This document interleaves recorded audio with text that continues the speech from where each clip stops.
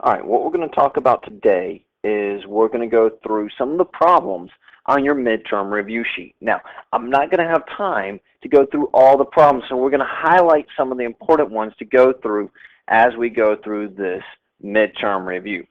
Now, to begin with, let's look at the first few problems that we're talking about. Now, remember, these are asking us to find our domain. Remember, the domain are x points along the x-axis that represent the function. Now, if we take a here, really the easiest way for me to explain this is there any number that you cannot plug into x? Is there anything that would make it either undefined or change a starting point, make it imaginary? Well, if you have an x cubed and an x squared, you can plug any positive or any negative number into that x. We can plug in a square root. We can plug in any type of number in there. So when that happens, our domain is from negative infinity to positive infinity because there's no number that cannot go in that function. Now when we look at b though, b we have a fraction. And when we talk about a fraction, that's a fraction. So, but in the bottom, we can't have a 0 because remember, we can't stand on top of a basketball without falling off. So it's going to make it undefined. So what we have to do is take 2x minus 6 and set that equal to 0 because we do not want this denominator down here to ever be 0. So when I do that, I'm going to get 2x equals 6 and x is going to equal 3. Well, if I plug a 3 into that problem, what's going to happen is I would have 3 squared minus 2 all over 2 times 3 minus 6. I would have 9 minus 2, which is 7 for our numerator. And for our denominator, I'd get 6 minus 6, which would give me 0. And automatically, we can see there that that's going to make it undefined. So here, x cannot be 3. So we will be from negative infinity to the 3 union 3 to infinity, meaning that at 3 we're going to have an asymptote. Now you're going to take the same concept with letter C. So practice that on your own, bring it into class, and we can go over those during class. Now, let's move on to our next section, composition of functions. This is where we're going to take two functions and combine them together. We're going to take one function, another function, and combine them together to make another function, or kind of like a smiley face. So if I take my f function and my g function, and I gotta want to add them to make a new function. Well, it says up above that f is x plus 3. G is x squared minus 8. Now, the problem tells me that I must add them. So I'm going to add them together and combine my like terms. Well, x and x squared can't be combined, so I'll just have x squared plus x. I have a positive 3 and a negative 8, which will give me a negative 5.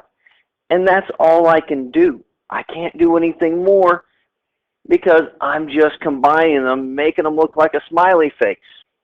And there's nothing to plug in. So if we look at the b part, this tells me I have to take g and subtract f. So my g function is x squared minus 8x minus my f function, which is x plus 3. Now be careful here. It says minus this. So I need to put that f into parentheses because this negative sign has to be distributed. And that's where we make a common mistake. So make sure that we're distributing that negative through when we get negative x minus 3 and still bring down our g function, which is x squared minus 8x. Now again, just like we did before, combine our like terms.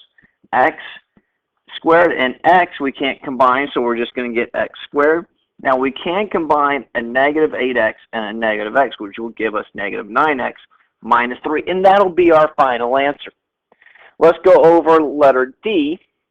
In letter D, what we're going to have is we're going to have a fraction. So we're going to need that big fraction bar. So we're going to have a fraction here. Now, it says that I must put, for letter D, my g function on the top, so x squared minus 8x.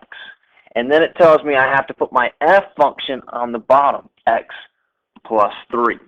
Just like we talked about a second ago, we've got to be careful because our denominator down here cannot be 0.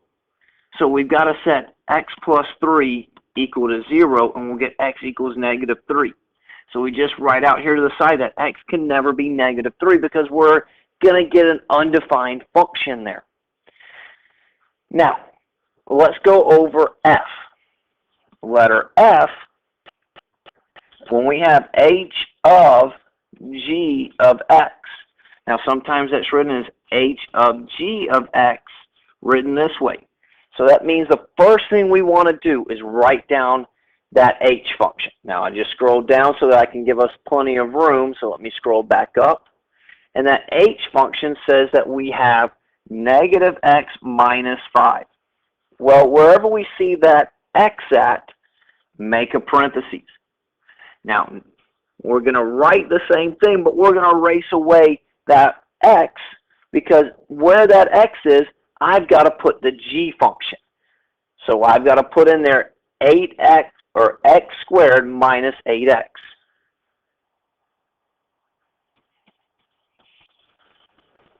Now all I have to do is simplify it down. So it's going to give me negative x squared plus 8x minus 5. I don't have any other x squares, don't have any other x's, and don't have any plain numbers, so that'll be my final answer for letter F. Now, let's move on to the next group of problems. So number 3. Number 3 says we want to look and see if they are functions. Do the domain, the range, increasing and decreasing. Now, if we look at our circle, our domain is talking about going along the x-axis. So, our furthest x point is 1, 2, 3, 4. So, negative 4 is the first part that we start, and we stop at 6. Our range is talking about climbing up and down the y-axis. Our lowest point is negative 2. Our highest point is 1, 2, 3, 4. I kind of covered it up. Now, we're not going to have an increasing or decreasing. Now, how do we tell if it is a function? Well, that's our vertical line test. Well, it failed because it hit it twice. So is it a function? No. Now, let's look at B, and you'll work out C and bring it back into class, and we'll check that. So let's look at B. B, our domain, that's along the x-axis. So along the x-axis, what's that first point as we travel along this x-axis that we see a point? Well, we see a point right there. That's at 1 on the x-axis.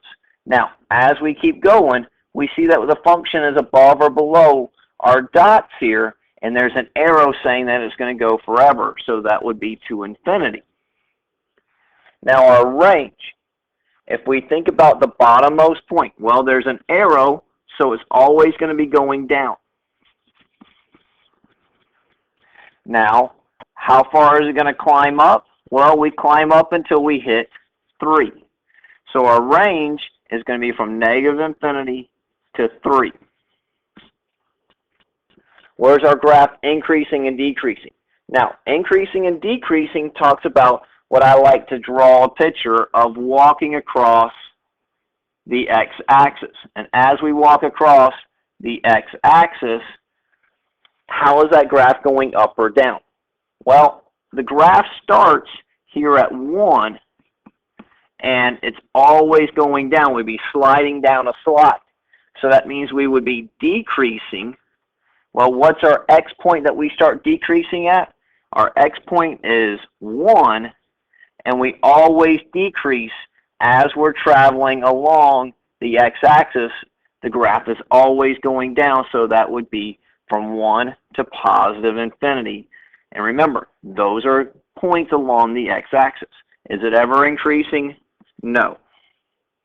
Is it a function? Yes, because it's going to pass the vertical line test. If we were to draw lines through here, yes, it's only going to hit that function and that line once. Again, work out letter C, bring it back into class, and we'll go over it in class. Now, looking at letter D, let's take this and see what our domain and range are going to be. Now, our domain, remember that's going along our x-axis. Well, I would have to pick up my finger here at 4. The graph is always above the left half from the dotted line and above the right half. So my domain would be from negative infinity to 4 and 4 to infinity. So domain would be negative infinity to 4 union 4 to infinity. Now, the range. As we climb up, think about a ladder. As we're climbing up a ladder, okay, well, I don't see the graph over here or over here. So where's that first spot we see the graph? Well, we see that graph right above 2. Now, do we see it at 2? We can't because we have that asymptote at 2.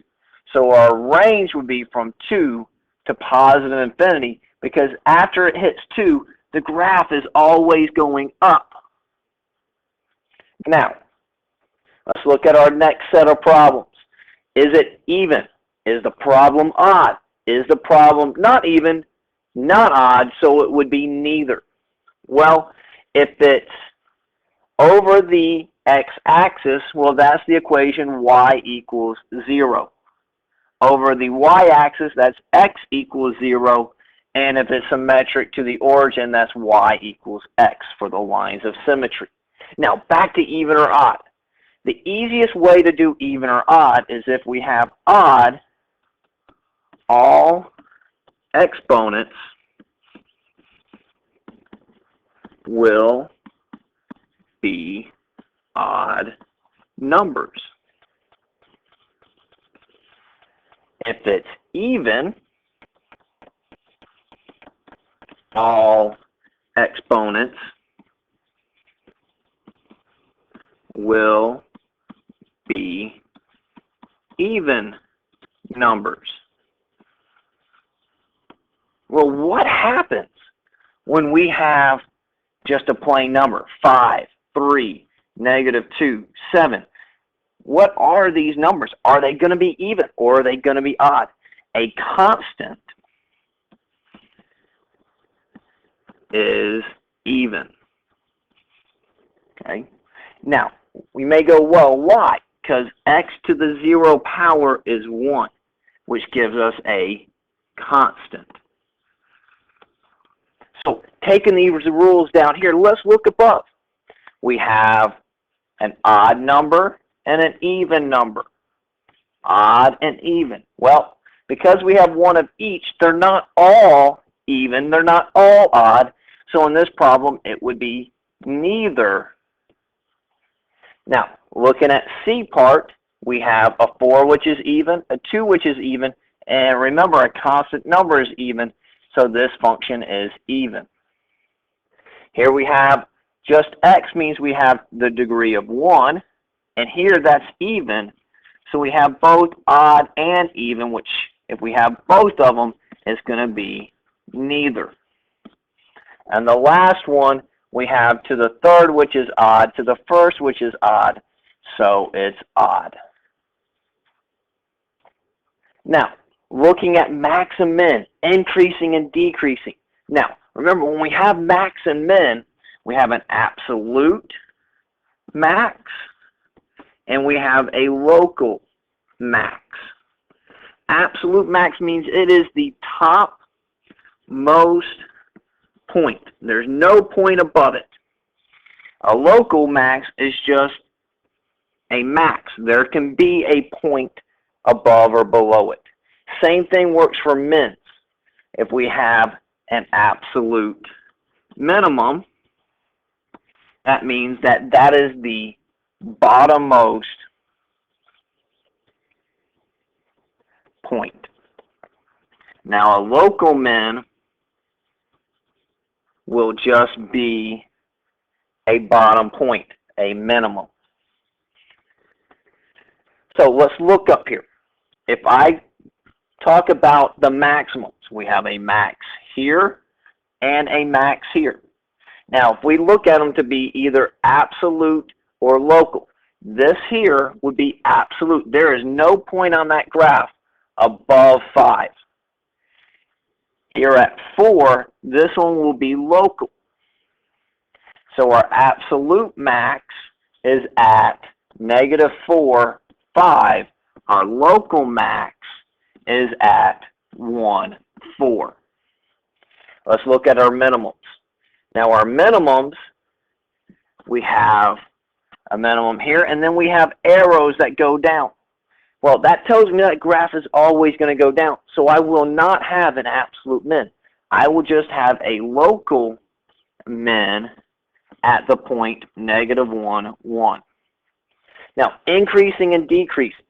As we travel across this x-axis, is the graph going in an upward direction or a downward direction? What I like to do here is take my x points where I have absolute max, absolute mins, and local mins and maxes. So I have a -4, a -1, and a 1. That's where my graph changes directions. Well, from -infinity to -4, my graph is going up, so it is increasing. So from increasing from -infinity to -4. Now, after -4, my graph is going down. It's decreasing.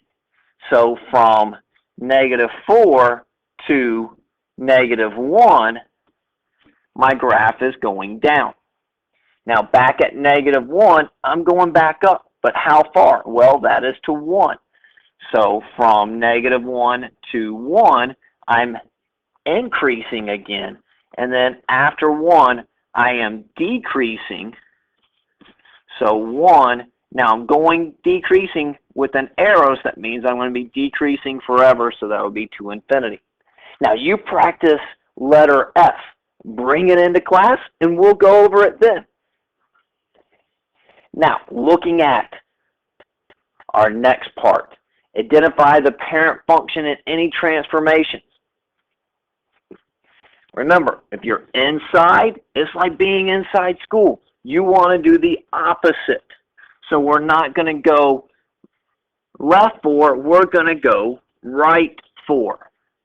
Now, once you leave the room, you're outside, you jump up and down, you're happy. Means you get to do what you want, so you keep it the same. So this is going to be up 5. So where is that point? We go 4 and then 5. So I have my point here. Now, what does that 1/2 do? Well, that 1/2 makes it stretch out wider. So instead of being over 1, up 1, I'm going to be over 1, up 1/2, over 1, up 1/2. And I'll draw in my U shape. Why do I know it's a U? Because y equals x squared tells me I'm going to get a parabola that's a U. Now, looking at B, y equals x cubed is an S function that looks like this. Y equals -x cubed goes the opposite direction. So, when we look above, we have the negative. We also have a +2 here, so that tells me I'm going to go left 2 and down 1. So left 2, down 1, and I've got to make my S start on the left-hand side because it is negative. Now you work out number 4, remembering that, or you work out C, remembering that the absolute value makes a V. Now remember, you have that 4 on the outside, so remember what that's going to do. Bring that into class once you have it finished, and let's go over it. Now, this is a transformation where I draw a function up here for you, and we want to move it by what it says. Now, what it says here is that we have to go inside right 2. Now, Pay attention, we have that negative on the outside. That tells me I'm going to have a reflection over the x-axis. What does that mean? That means every one of my y points that's positive is going to turn negative. So instead of being here at 1, positive 3, I'll be at 1, negative 3.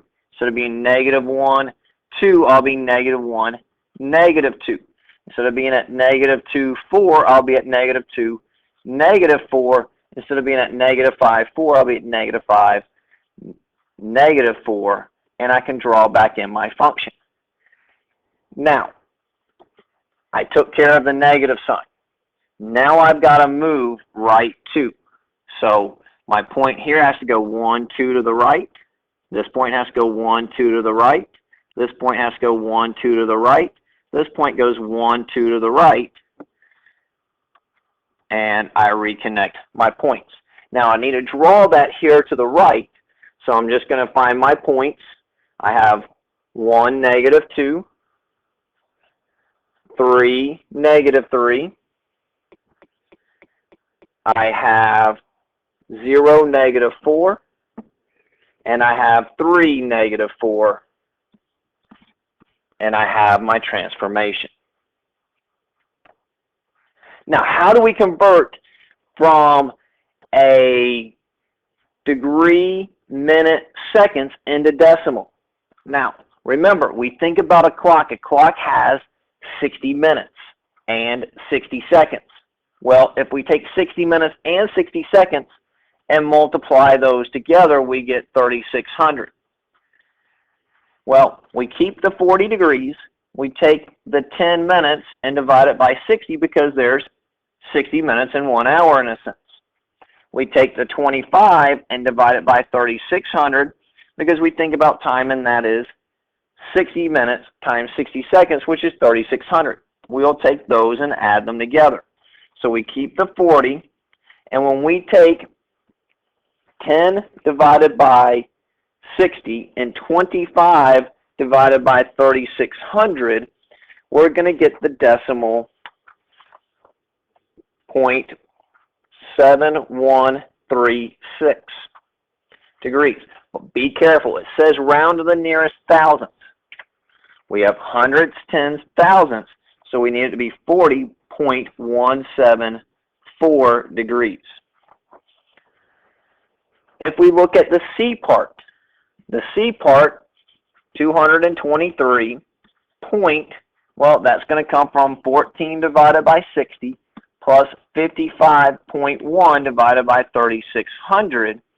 When I divide those out, I'm going to get 0.248, and I just add that on. I just tack that onto the 223. You work out D, bring it into class, and we'll go over it. Now our next problem, number 10, we want to convert 2 degrees, minutes, seconds. So here we keep our 16. Now we need to make this decimal become a degree and a second. So when we do this, what we're going to do is we're going to take our decimal 834 and multiply it times 60. When we multiply that times 60, we're going to get 50.04. Now, we keep our 50, and that becomes our 50 minutes.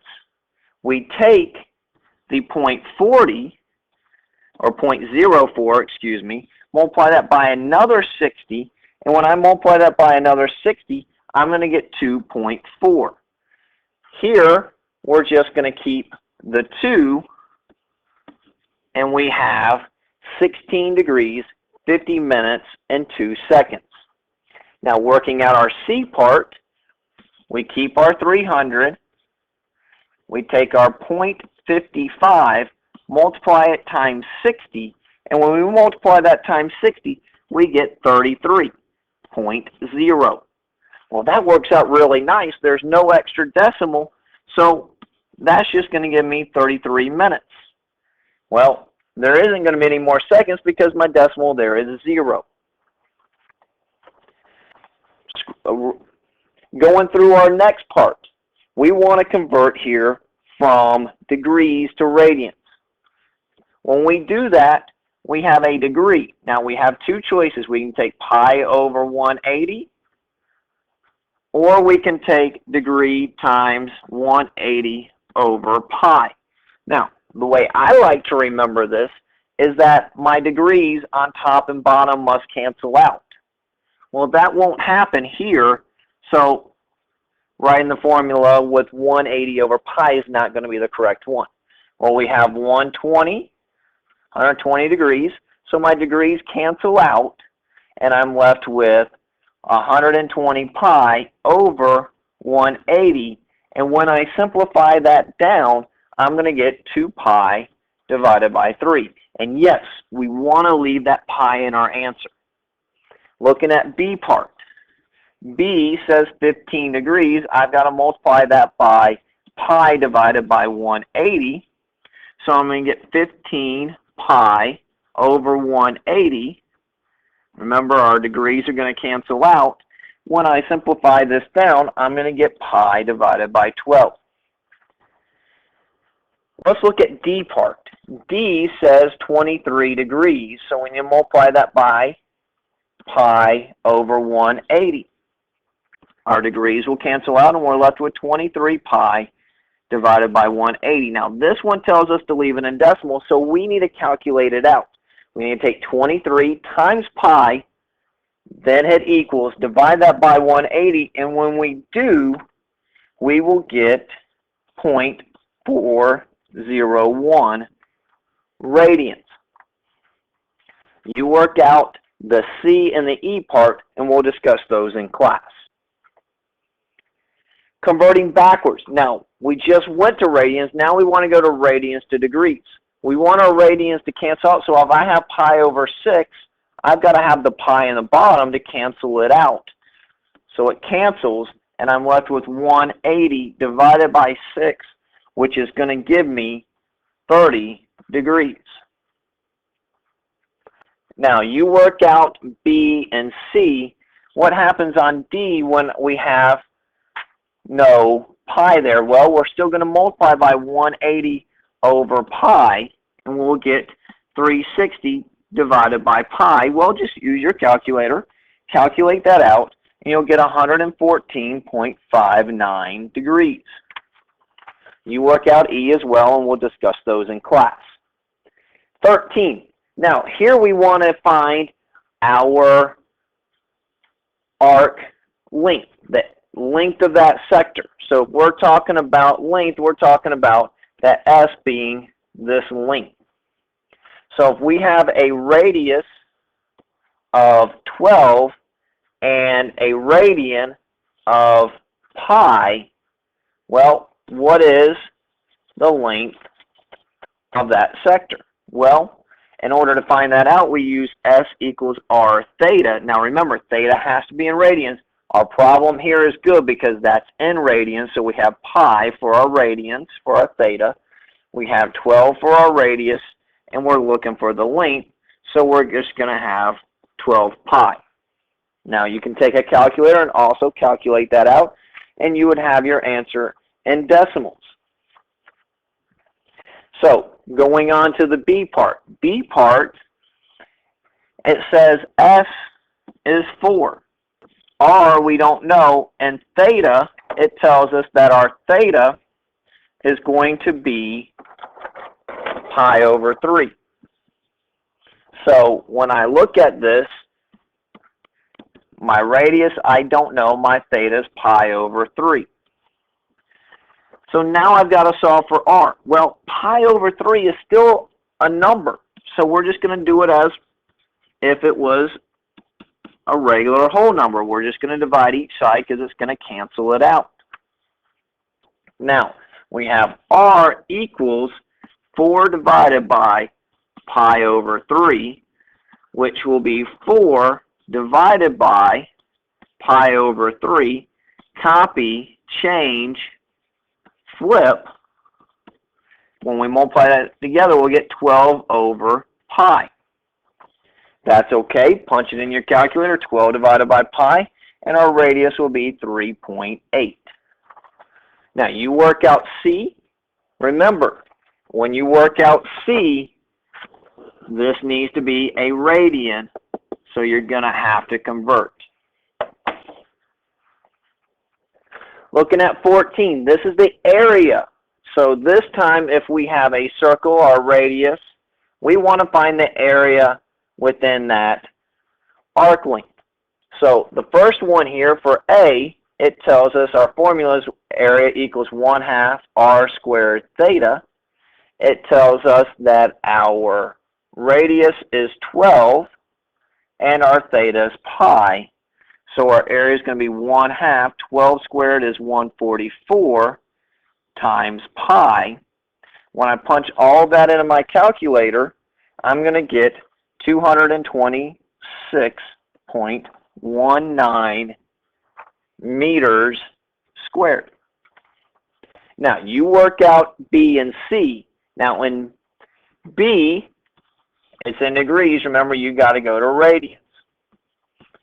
C, I'll help you out getting started, and then I want you to work it out. It gives you A, and it gives us our theta in radians. You need to find r squared, then you need to find r. Looking at 16. Now in 16, we want to draw triangles here to find out our trig ratios. Working these out, -12 and 5. We draw in our triangle here, theta, right angle. So I like to make this triangle much bigger to work with. So my distance out to here on the graph is -12. My distance up is 5. I need to find out what my hypotenuse is. So -12 squared plus 5 squared is going to equal c squared. 144 plus 25 equals c squared. 169 equals c squared. 13 will equal c.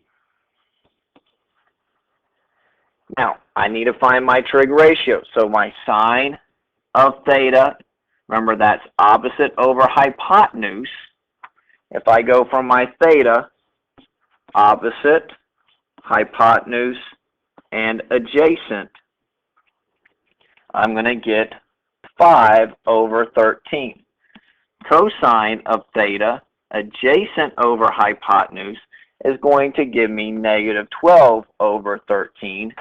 The tangent of theta, opposite over adjacent, is going to give me 5 over -12. Now, when I take my other 3, my cosecant of theta, remember that's 1 over sine of theta, so it's just going to be my sine flipped over, so I'll have 13 over 5. The secant of theta is 1 over cosine, so I'll have 13 over -12. And the tangent is 1 over, or the cotangent is 1 over tangent, which will be -12 over 5. Now, you work out B and C, making out your triangles and doing the same thing. Now, what we're going to work out now is I want you to finish up the next 2 problems, work them out, and we'll go over the rest of it in class.